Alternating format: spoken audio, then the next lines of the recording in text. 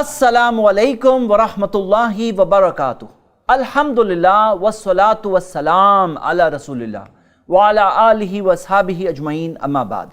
मैं आप सबका इस्तकबाल करता हूं हमारे प्रोग्राम सलाह वर्कशॉप में, जिसमें हम आपके सामने प्रैक्टिकल तरीके के साथ, दलाइल के साथ और गलतियों की भी निशानदेही करते हुए हम सही बातें इंशाअल्लाह सीखते हुए आगे बढ़ रहे हैं।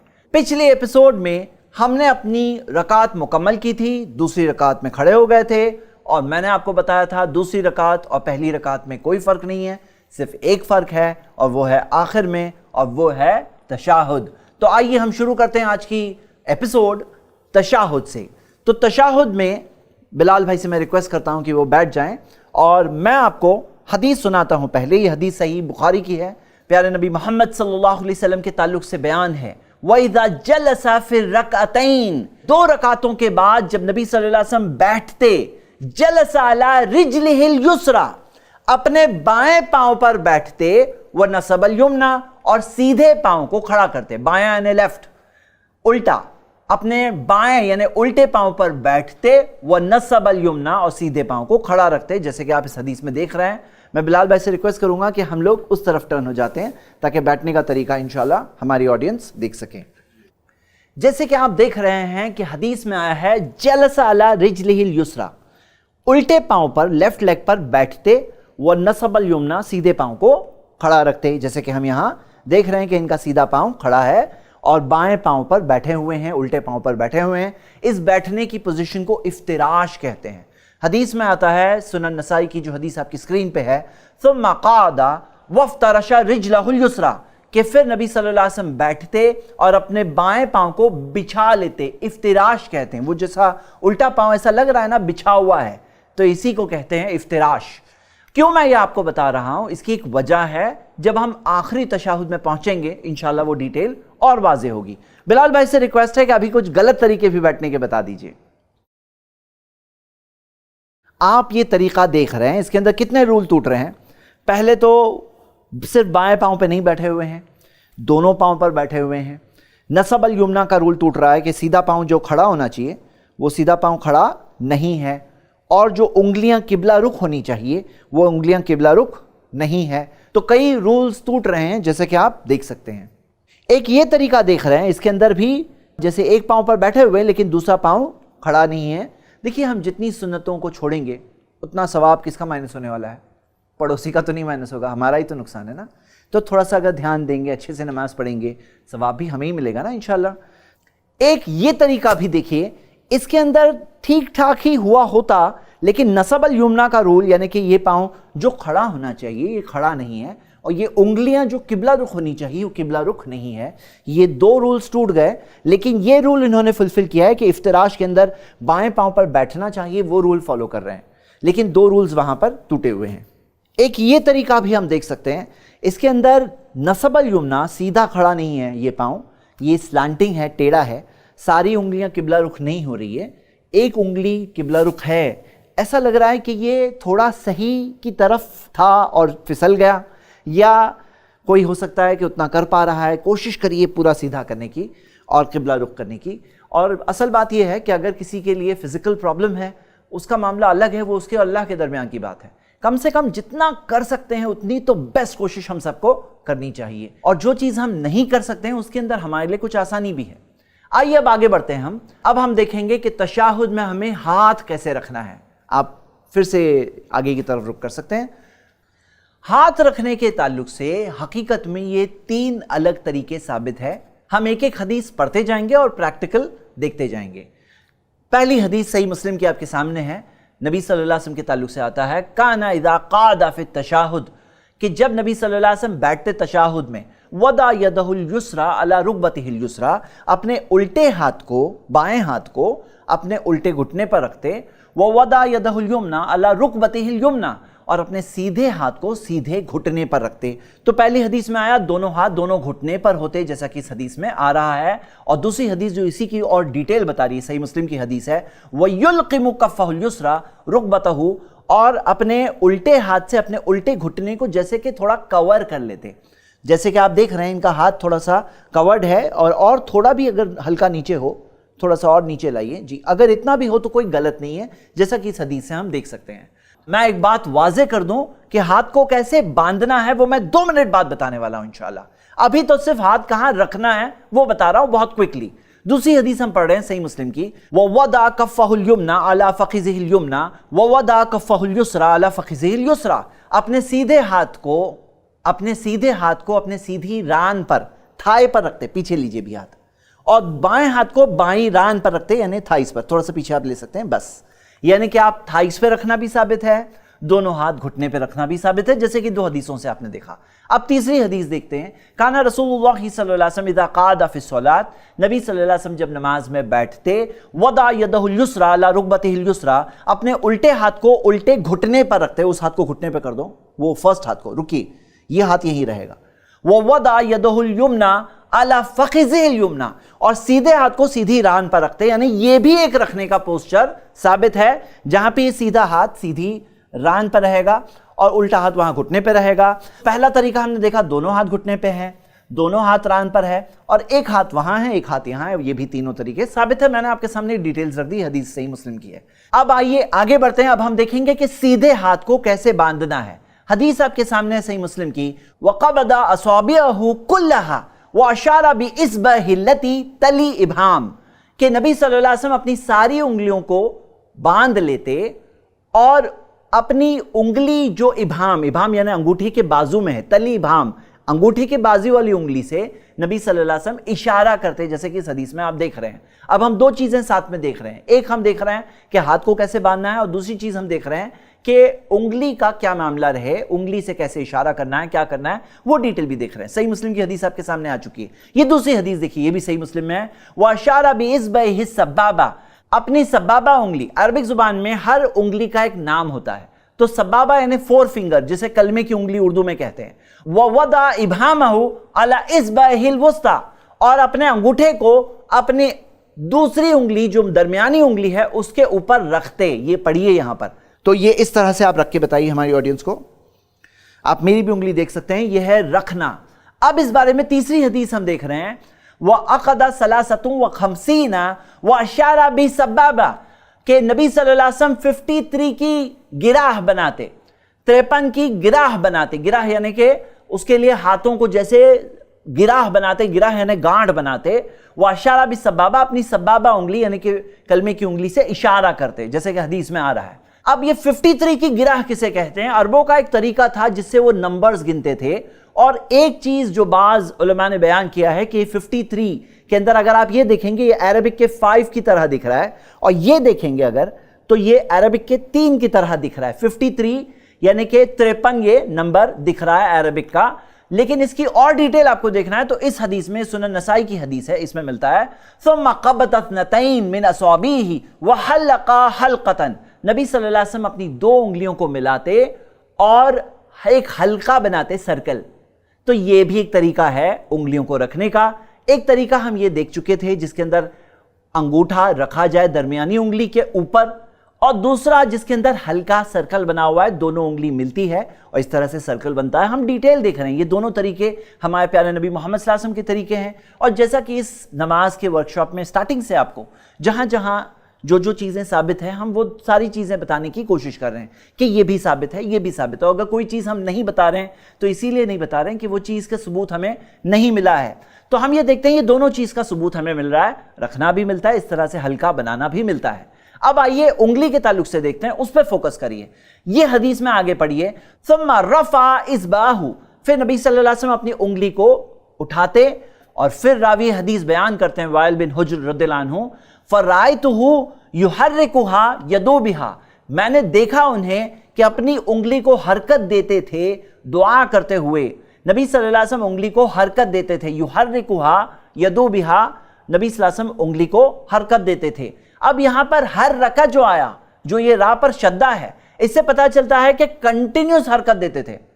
कंटिन्यूस मतलब मुसलसल हरकत देते जाते, यदू बिहा दुआ करते हुए। और अगर आप पूरे के पूरे तशहुद के अल्फाज जो हम पढ़ते हैं उसके अगर माना देखें तो आप देखोगे पूरी की पूरी दुआ है, और दुआ के आदाब में से है कि अल्लाह की तारीफ भी बयान की जाती है, جیسے کہ ہم دیکھتے ہیں سورۃ الفاتحہ میں بھی اللہ کی تعریف کی جاتی ہے، اور پھر ایک دعا ہے اہدنا الصراط المستقیم۔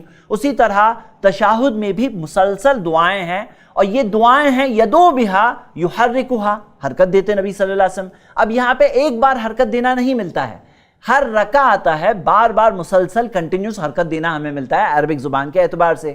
اب اس میں بعض لوگ کہتے ہیں کہ صرف ایک بار اٹھانا ہے، لیکن حقیقت میں اگر آپ دیکھو گے تو صرف ایک بار اٹھانے کے متعلق کوئی بھی صحیح حدیث موجود نہیں ہے، اور جو موجود نہیں ہے کہ جو اشہد اللہ الہ الا اللہ کے ٹائم پر ہی اٹھانا ہے۔ بعض لوگ کہتے ہیں دیکھو یہ شہادت ہے، شہادت کے وقت پر یہ شہادت کی انگلی اٹھے، لیکن یہ عقلی دلیل ہوئی، یہ کوئی دلیل نہیں بنی۔ عقل کا کیا معاملہ ہے؟ عقل میں کچھ بھی آ سکتا ہے۔ اب کوئی کہے میں اشہد اللہ الہ الا اللہ پورا ہاتھ اٹھاؤں، تو عقل میں تو کچھ بھی آ سکتا ہے نا، عقل تھوڑی دلیل بنے گی۔ حدیث میں کیا آیا؟ یحرکھا، حرکت دیتے۔ صرف ایک بار حرکت دینے کے متعلق صحیح ثابت شدہ حدیث نہیں ملتی، لیکن یہ حدیث جو آپ کے سامنے ہے یہ تو موجود ہے، جس میں کنٹینیوس حرکت دینے کے تعلق سے ہمیں دلیل ملتی ہے۔ اب ایک سوال یہاں یہ اٹھتا ہے کہ اشارہ والی اتنی حدیثیں گزری جس میں آتا ہے کہ اشارہ کیا نبی صلی اللہ علیہ وسلم نے، اب یہاں پر آتا ہے حرکت دیا۔ تو میں آپ کو یہ دونوں کے تعلق سے ایک بات بتانا چاہتا ہوں کہ حقیقت میں عربک زبان میں اشارہ جو ہوتا ہے نا کئی طرح کا ہوتا ہے۔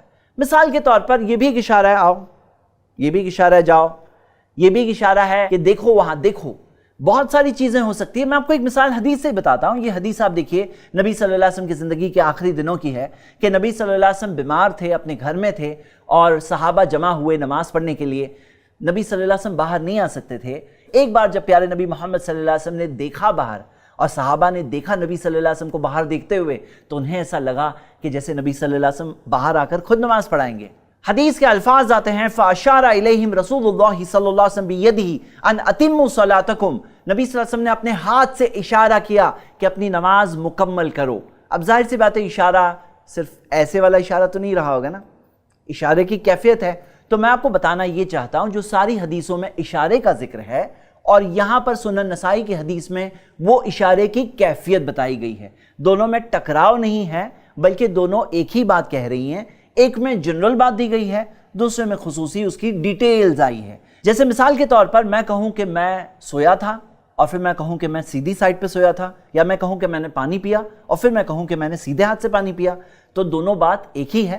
ایک کے اندر اشارے کا ذکر ہے، دوسرے میں اشارے کے ساتھ ساتھ یحرکھا اس کی کیفیت کا بھی ذکر ہے۔ تو بلال بھائی اب ایک بار آپ وہ پریکٹیکل کر کے بتائیے انشاءاللہ حرکت دینے کی تعلق سے۔ جی ہماری آڈینس کو آپ بیٹھے ہیں یہاں، یحرکھا یدعو بہا، دعا کرتے ہوئے حرکت دینا۔ حرکت کتنا دینا ہے وہ ڈیٹیل نہیں ملتی، تو ابھی کوئی ہلکے سے بھی حرکت دے تو بھی سنت پہ عمل کر رہا ہے، کوئی تھوڑا زیادہ دے تو بھی سنت پہ عمل کر رہا ہے۔ میں آپ کو ایک حدیث اس بارے میں بتانا چاہتا ہوں، رکیے۔ وہ یہ ہے کہ اب یہاں پر دیکھنا کہاں ہے، ہماری نظریں کہاں ہوگی۔ آپ کو پتا ہے پوری نماز میں ہماری نظریں کہاں ہوگی؟ سجدے کی جگہ پر۔ ایک جگہ ہے جہاں ثابت ہے کہ نظریں سجدے کی جگہ سے ہلے گی، اور وہ جگہ یہی ہے۔ یہ دیکھیے حدیث آپ کی اسکرین پر، مسند احمد کی، یہ حدیث ہمیں حسن سند سے ملتی ہے۔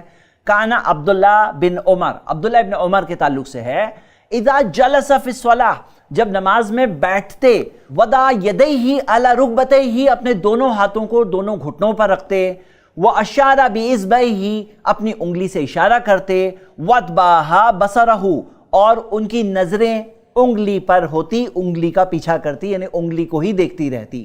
ثم قال، اب یہ عبداللہ ابن عمر کا عمل ہے، ثم قال قال رسول اللہ صلی اللہ علیہ وسلم، نبی صلی اللہ علیہ وسلم نے فرمایا، ہی اشد علی الشیطان، یہ شیطان کے لیے بھاری ہے، من الحدید، لوہے سے بھی زیادہ بھاری ہے۔ اس وقت پر ہم اپنی نظروں سے اس انگلی کو دیکھیں، اور مزید اشارتاً یہاں ایک بات یہ بھی مل رہی ہے، یحرکھا یدعو بہا، انگلی کو حرکت دیتے نبی صلی اللہ علیہ وسلم، تو حرکت دینے کے اندر یہ بات بھی ایک طرح سے مل رہی ہے، یہ شیطان کے لیے لوہے سے زیادہ بھاری ہے۔ اب یہ تمام چیزیں میرے بھائیوں یہ غیبیات میں سے ہے، ہم نہیں جانتے کہ کس چیز سے کیا کیا فائدے ہو رہے ہیں، لیکن نبی صلی اللہ علیہ وسلم کے طریقے میں یقیناً فائدہ ہے، اس میں کوئی شک نہیں۔ اب ہو سکتا ہے آپ کے علم میں یہ بات نہ رہی ہو، اگر آپ کو پتہ نہ ہو تو آپ ضرور تحقیق کریے انشاءاللہ۔ ریفرنسز آپ کے سامنے ہیں، اسکرین پہ موجود ہے، اسکرین شاٹ لے سکتے ہیں، نوٹس ڈاؤن لوڈ کریے، جو صحیح بات ملے زندگی بھر اسی چیز پہ عمل کریں انشاءاللہ۔ اب آئیے ہم دیکھتے ہیں کہ تشہد میں بیٹھنے کے بعد ہمیں کیا پڑھنا ہے، اس کی کیا میننگ ہے۔ آپ اطمینان سے بیٹھ سکتے ہیں، ہم لوگ انشاءاللہ بھی دیکھ رہے ہیں کہ کیا اذکار ہمیں پڑھنا ہے۔ عبداللہ ابن مسعود رضی اللہ عنہ بیان کرتے ہیں، علمنی رسول اللہ صلی اللہ علیہ وسلم وکفی بین کفیہ، اور میرا ہاتھ ان کے دونوں ہاتھوں کے درمیان تھا۔ یہ ٹیچنگ کا طریقہ تھا نبی صلی اللہ علیہ وسلم کا کہ اللہ کے رسول صلی اللہ علیہ وسلم نے عبداللہ ابن مسعود کے اس ایک ہاتھ کو دونوں ہاتھوں کے درمیان میں خود کے پکڑے تھے۔ یہ مصافحہ کی بات نہیں ہو رہی ہے، یہ تعلیم کی بات ہو رہی ہے۔ جیسے الگ الگ انداز ہوتے ہیں نا، کوئی کندھے پہ ہاتھ رکھ کے سکھاتا ہے، نبی صلی اللہ علیہ وسلم نے اپنے دونوں ہاتھوں میں عبداللہ ابن مسعود کے ایک ہاتھ کو پکڑے ہوئے تھے، اور وہ فرماتے ہیں کما یعلمنی سورۃ من القرآن، جس طرح سے قرآن کی سورات سکھاتے نبی صلی اللہ علیہ وسلم، اسی طرح نبی صلی اللہ علیہ وسلم نے تشہد سکھایا۔ تو تشہد کے کیا الفاظ ہیں یہ دیکھتے ہیں۔ التحیات للہ، سارے تحیات اللہ کے لیے۔ تحیات کا لٹرل میننگ ہوتا ہے گریٹنگز۔ اس حدیث کی شرح میں علماء کہتے ہیں کہ تحیات سے مراد ساری قولی عبادتیں، والصلوات، نمازیں صرف اللہ کے لیے، سب نمازیں اللہ کے لیے، اور نماز کیا ہے؟ جسمی عبادت۔ والطیبات، طیبات کیا ہے؟ پاک چیزیں۔ پاک چیزوں سے خاص طور سے مراد کیا ہے؟ خاص طور سے مراد کمائی پاک ہو تو اللہ کے راستے میں اللہ پاک ہے، صرف پاک کو قبول کرتا ہے۔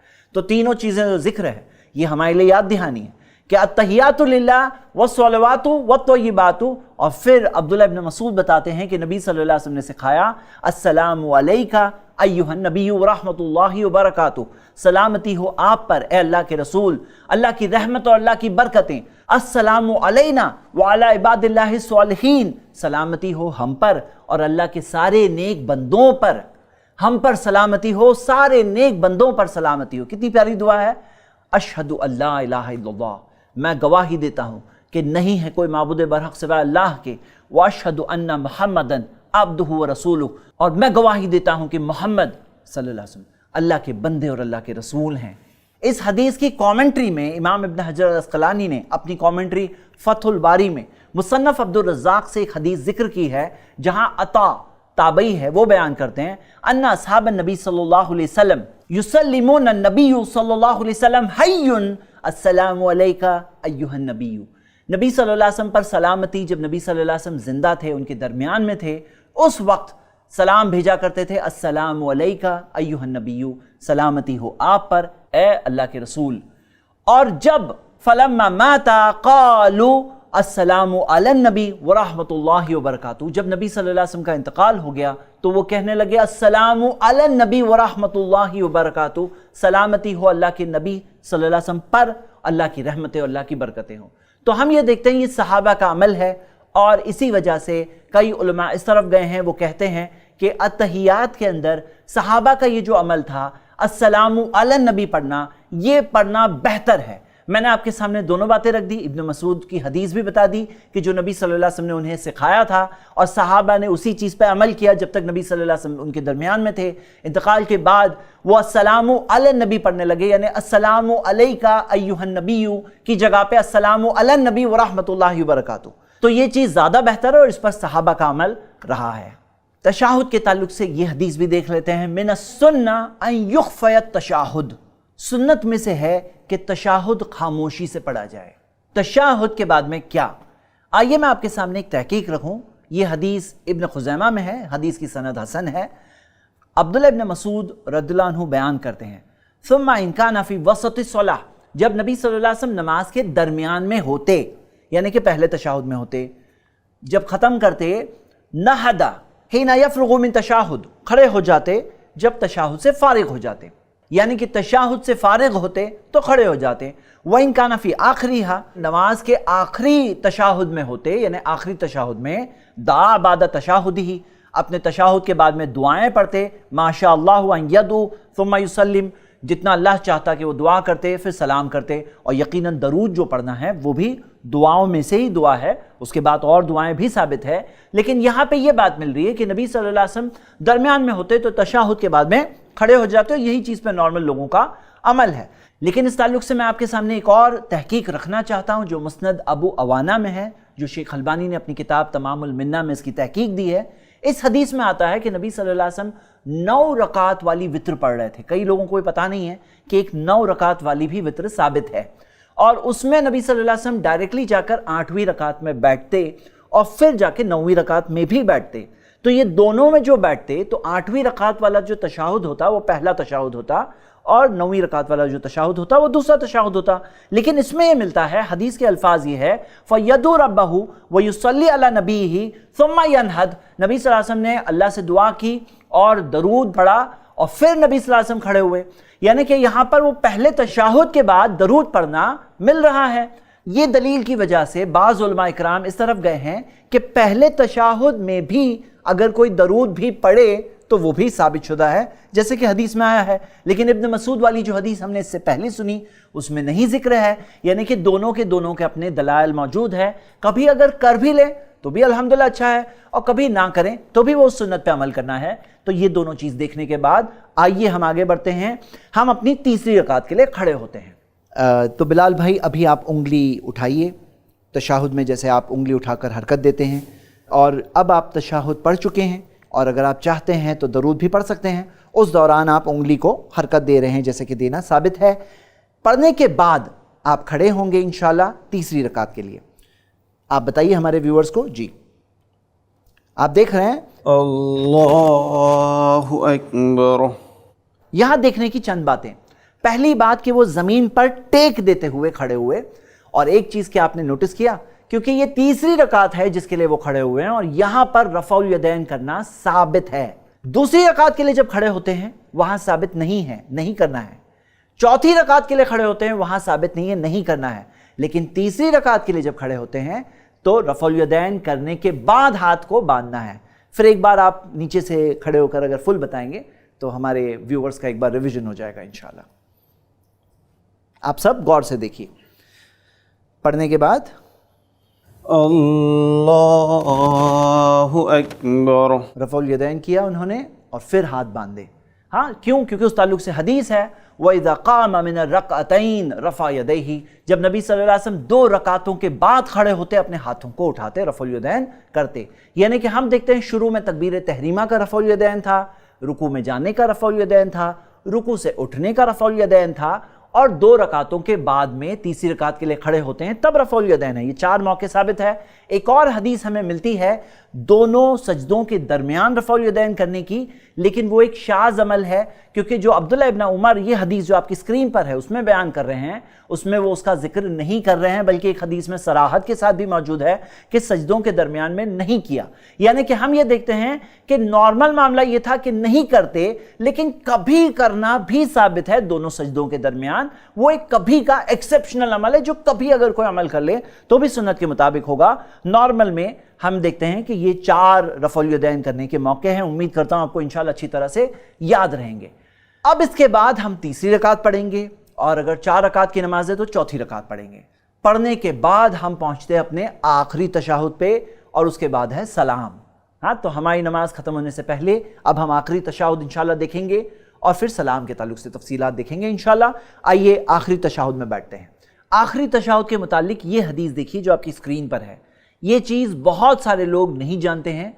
ये हदीस सही बुखारी में है। आता है कि प्यारे नबी मोहम्मद सल्लल्लाहु अलैहि वसल्लम जब नमाज में बैठते आखिरी तशाहुद में तो कैसे बैठते। वइज़ा जलसा फ़ी रकअतिल आखिरती, जब आखिरी रकात में बैठते, क़द्दमा रिजलहुल युसरा, अपने उल्टे पाँव को थोड़ा आगे बढ़ाते, व नसबल उखरा, और दूसरे पाँव को खड़ा रखते, वक़ाद अला मक़अदतिही, और अपनी सूरीन पर, हिप्स पर बैठते।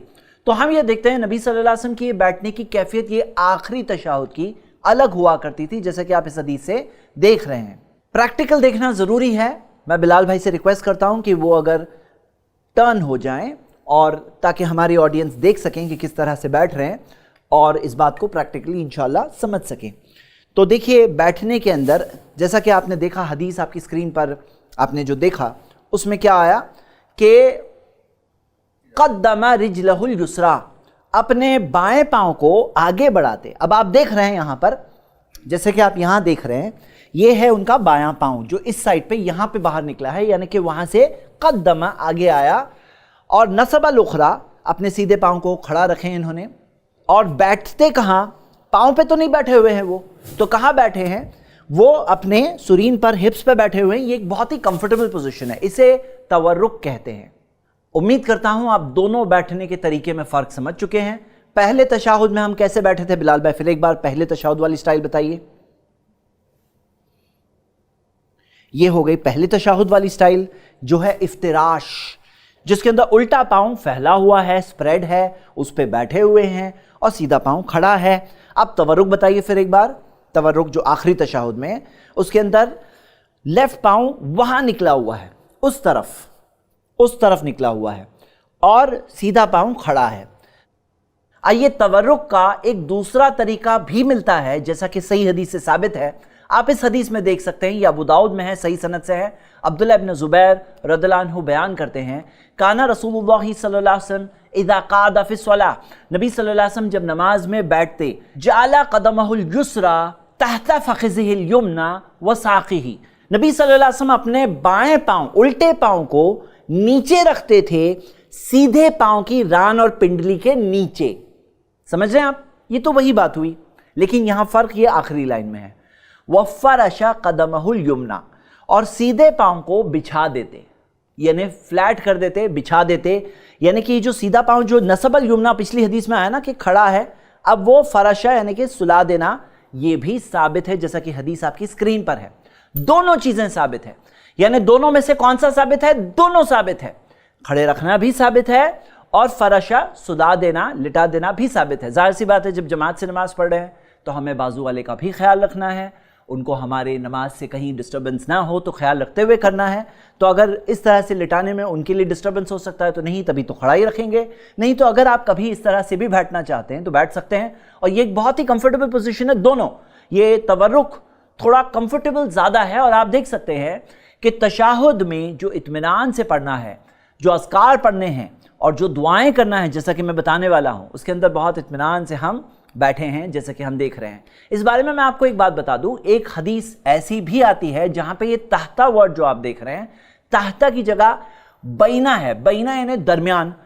اب اپنے تھائز یعنی کہ ران اور پنڈلی کے درمیان، تو علماء اکرام نے اس بارے میں بتایا ہے کہ وہ بینہ والی حدیث شاذ ہے، حقیقت میں جو الفاظ ہے تحتا والی حدیث ثابت ہے صحیح سند سے، اور بینہ والی حدیث راوی سے غلطی ہوئی ہے، تحتا کی جگہ بینہ بیان ہو گیا، لیکن بینہ ثابت نہیں ہے، یعنی دونوں کے درمیان میں اس طرح سے رکھنا بھی بہت امپاسبل ہے، اور وہ حدیث بھی شاذ ہے۔ میں آپ کے سامنے جیسے ایک بات ذکر کر دی، تو ابھی ہم باقی کی چیزیں دیکھ لیتے ہیں۔ بلال بھائی پھر آپ ایک بار ٹرن ہو سکتے ہیں انشاءاللہ آگے کی طرف۔ تو آخری تشہد میں بیٹھیں گے تو ہاتھ کہاں رہیں گے؟ جہاں پر پہلے تشہد میں تھے وہاں پہ رکھنا ثابت ہے، سیم، ہاتھ میں فرق نہیں ہے۔ انگلیوں کی کیا پوزیشن رہے گی؟ جیسے دونوں چیزیں ثابت تھی، درمیانی انگلی پہ رکھنا بھی ثابت ہے، ہلکا بنانا بھی ثابت ہے، دونوں ثابت ہے، اور یحرکھا یدو بہا، حرکت دیتے دعا کرتے ہوئے وہ کرنا ثابت ہے۔ درود کے متعلق دیکھیے حدیث کے الفاظ آپ کے سامنے ہیں، صحیح بخاری کی حدیث ہے۔ راوی حدیث عبد الرحمن بن ابی لیلہ بیان کرتے ہیں، لقینی کعب بن عجرہ، کعب بن عجرہ رضی اللہ عنہ صحابی رسول ملے اور انہوں نے کہا، الا اہدی لکا ہدیۃً، کیا میں تمہیں ایک ہدیہ دوں؟ سمعتھا عن نبی صلی اللہ علیہ وسلم، جو میں نے نبی صلی اللہ علیہ وسلم سے سنا ہے۔ دیکھ رہے ہیں آپ طریقہ، یہ ایک ہدیہ ہے، گفٹ ہے۔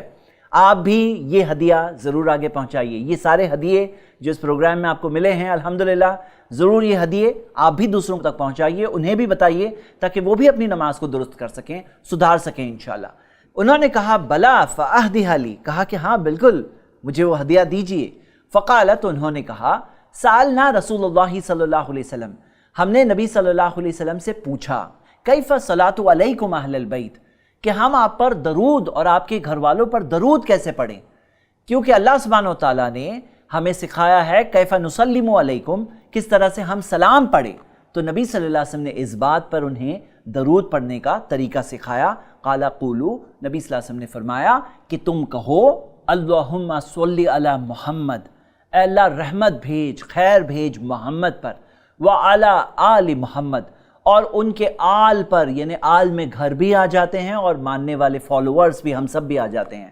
کما صلیت علی ابراہیم، جیسا تو نے اے اللہ خیر بھیجا، رحمت بھیجی ابراہیم پر، وعلی آل ابراہیم، ابراہیم کے آل پر، انک حمید مجید، یقیناً تو تعریف کے قابل پاک ہے۔ اللہم بارک علی محمد، اے اللہ برکتیں بھیج محمد پر، وعلی آل محمد، اور محمد کے آل پر, پورے خاندان پر, ماننے والوں پر, کما بارکت علی ابراہیم, جیسا اے اللہ تو نے برکتیں بھیجی ابراہیم پر, وعلی آل ابراہیم, ابراہیم کے آل پر, انک حمید مجید, یقیناً تو تعریف کے قابل پاک ہے. تو میرے بھائیوں میری بہنیں, یہ درود حقیقت میں کیا ہے؟ یہ ایک دعا ہے. کس کے لیے دعا ہے؟ ہمارے پیارے نبی محمد صلی اللہ علیہ وسلم کے لیے دعا ہے. اور یہ ایک بیسک شکر گزاری ہے. اسلام نے شکر گزاری سکھائی ہے جو ہم سب کے لیے ہے. ہمیں سکھایا گیا ہے کہ ہم درود پڑھتے ہیں جب ہم خود کے لیے بھی دعا کرتے ہیں, جو ابھی ہم نے کی ہے تشہد میں اور جو ہم آگے کرنے والے ہیں. تو یہ دعا میں ہم درود بھی پڑھتے ہیں اور یہ تشہد کا حصہ ہے, یہ نماز کا حصہ ہے, نماز میں ہمیں پڑھنا ہے. میرے بھائیوں میری بہنیں, میں بات بتا دوں, تشہد میں بیٹھنا آخری تشہد میں ارکان میں سے ہے. تشہد میں اتحیات پڑھنا ارکان میں سے ہے. لیکن درود پڑھنے کے متعلق علماء میں اختلاف ہے. بعض علماء کہتے ہیں کہ یہ ارکان میں سے ہے, بعض کہتے ہیں کہ نہیں یہ سنت ہے. اور زیادہ دلائل کی روشنی میں مضبوط بات یہی دکھ رہی ہے کہ درود تو پڑھنا چاہیے, اچھی بات ہے, لیکن ارکان میں سے نہیں ہے. درود کے بعد کیا پڑھنا ہے میرے بھائیوں میری بہنیں, آئیے وہ دیکھتے ہیں. حدیث صحیح مسلم کی آپ کی اسکرین پر ہے, اور یہ چیز بھی بہت سارے لوگ نہیں جانتے, نہیں عمل کرتے ہیں, لیکن حدیث آپ کے سامنے ہے. پیارے نبی محمد صلی اللہ علیہ وسلم نے فرمایا, اذا تشاہد احدکم, جب تشاہد پڑھ لے, فلیستعذ باللہ من اربعین, اسے چاہیے کہ 4 چیزوں سے اللہ کی پناہ مانگے.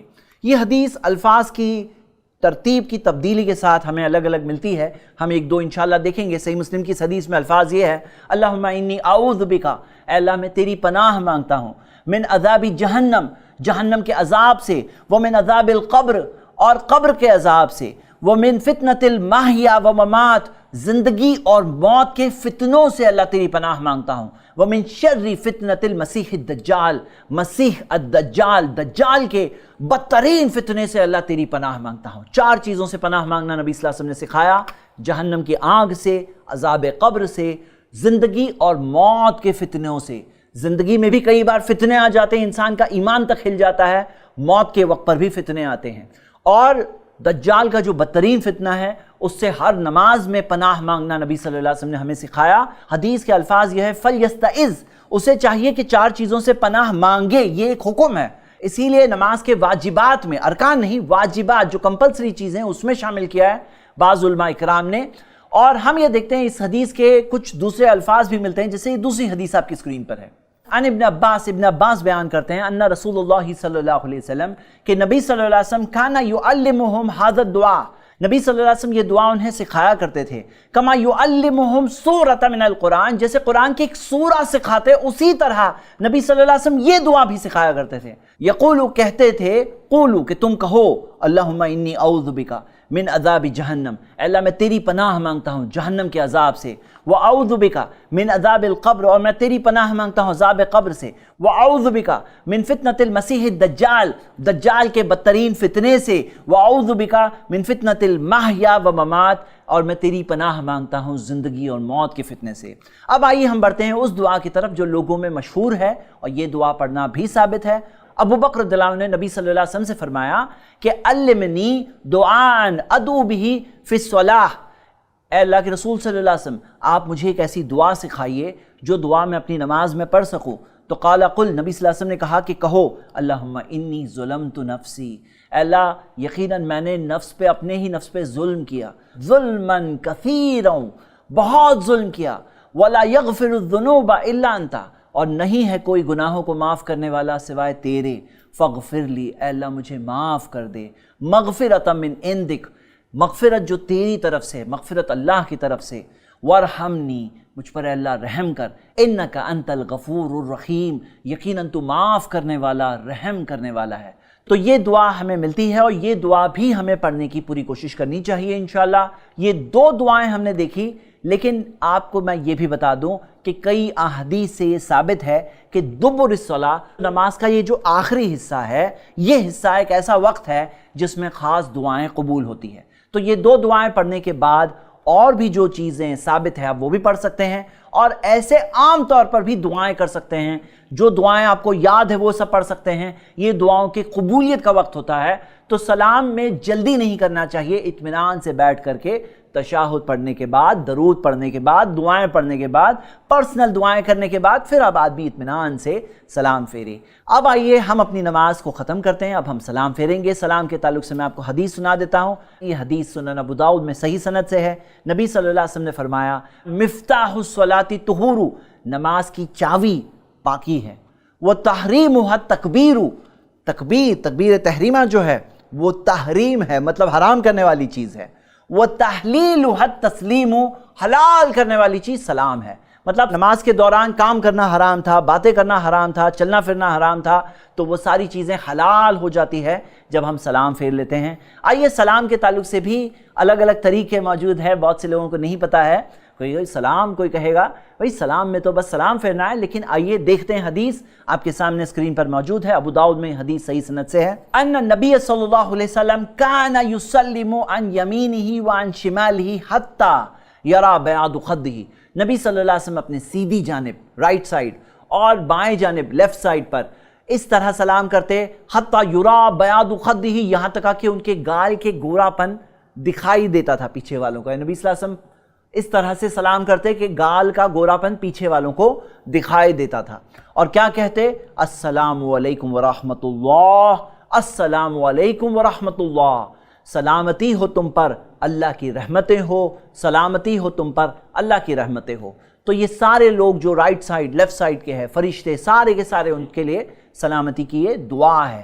یہ تو بالکل ثابت ہے، لوگوں کے عمل میں بھی ہے، لیکن ایک اور عمل ہے جو ثابت ہے نبی صلی اللہ علیہ وسلم سے۔ آئیے دیکھتے ہیں اس کی حدیث۔ ابو داؤد میں حدیث صحیح سند سے ملتی ہے۔ وائل بن حجر رضی اللہ عنہ بیان کرتے ہیں صلیت مع رسول اللہ صلی اللہ علیہ وسلم، میں نے نبی صلی اللہ علیہ وسلم کے ساتھ نماز پڑھی، فکان یسلم عن یمینہ، وہ اپنے دائیں طرف رائٹ سائڈ پر سلام کرتے السلام علیکم ورحمۃ اللہ وبرکاتہ، سلامتی ہو تم پر، اللہ کی رحمتیں اور اللہ کی برکتیں۔ وعن شمالہ السلام علیکم ورحمۃ اللہ، اور بائیں طرف السلام علیکم ورحمۃ اللہ، یعنی کہ رائٹ سائڈ پہ السلام علیکم ورحمۃ اللہ وبرکاتہ اور بائیں طرف السلام علیکم ورحمۃ اللہ۔ ہم بلال بھائی سے ریکویسٹ کرتے ہیں کہ اس کا بھی آپ ڈیمانسٹریشن بتائیے انشاءاللہ۔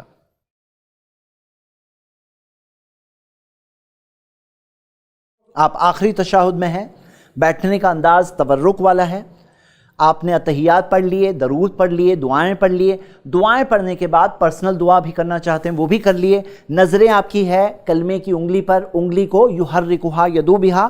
اب اس کے بعد سلام پھیرنے کا وقت آتا ہے۔ سلام پھیرنے کے دو طریقے ہم نے دیکھے ہیں، آپ دونوں طریقے ون آفٹر دی ادر بتائیے انشاءاللہ۔ پہلا طریقہ السلام علیکم ورحمۃ اللہ، السلام علیکم ورحمۃ اللہ، جزاک اللہ خیر۔ اب دوسرا طریقہ سلام کا، سلام پھیرنے کا دوسرا طریقہ جو ہم نے دوسری حدیث میں دیکھا، السلام علیکم ورحمۃ اللہ وبرکاتہ، السلام علیکم ورحمۃ اللہ۔ یہ دو طریقے آپ دیکھ چکے ہیں، لیکن کیا آپ کو پتا ہے ایک تیسرا طریقہ بھی ہے؟ آئیے تیسرا طریقہ دیکھتے ہیں۔ ابن ماجہ میں صحیح سند سے حدیث ملتی ہے، آپ کی اسکرین پر موجود ہے۔ ان رسول اللہ صلی اللہ علیہ وسلم کان یسلم تسلیمۃ واحدۃ، نبی صلی اللہ علیہ وسلم ایک سلام کرتے السلام علیکم، صرف السلام علیکم۔ حدیث کے الفاظ ہے تلقا وجہی یمیل الی الشق الایمن شیئا، اپنے چہرے کے سامنے یہ الفاظ کہتے ہیں السلام علیکم، اور اپنے چہرے کو رائٹ سائڈ کچھ مائل کرتے، تھوڑا موڑتے، مطلب جس طرح سے ٹوٹل جس طرح سے آتا ہے کہ گال کا گورا پن پیچھے والوں کو دکھائی دیتا، جیسے دوسرے سلام والی حدیث میں آیا ہے، ویسے اس حدیث میں کیا آتا ہے کہ تھوڑا سا اپنے سر کو مائل کرتے ہوئے۔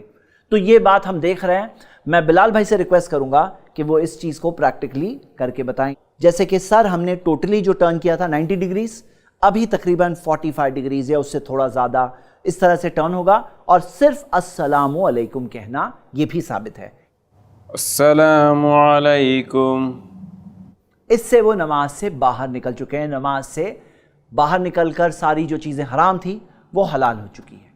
میرے بھائی امی بہنیں، یہ تھا نماز کا طریقہ کچھ ایپیسوڈز میں۔ اس میں بہت سارے مسائل ہیں جو ہم کور نہیں کر پائے، لیکن پھر بھی ہم نے کوشش کی کہ بہت ساری چیزیں آپ کے سامنے رکھیں۔ اگلی ایپیسوڈ میں ہم انشاءاللہ پورا ریویژن کریں گے نماز کے ارکان کا، اور سجدہ سہو کا طریقہ انشاءاللہ دیکھیں گے۔ اس کے اگلی ایپیسوڈ میں انشاءاللہ اور ڈیٹیلز آنے والی ہے۔ نماز تو ختم ہو چکی ہے، لیکن نماز کے متعلق کئی چیزیں اور بھی باقی ہیں انشاءاللہ۔ دیکھتے رہیے ہمارا پروگرام صلاح ورک شاپ، پھر ملیں گے انشاءاللہ۔ السلام علیکم ورحمۃ اللہ وبرکاتہ۔ الحمدللہ، اس سیریز کو ایک بہن نے اپنے والد عبدالغنی دھوپاؤنکر اور والدہ ہاجرہ دھوپاؤنکر کے صدقہ جاریہ کے لیے تعاون کیا ہے۔ ایسے ہی اور ویڈیوز بنانے میں ہماری مدد کریں۔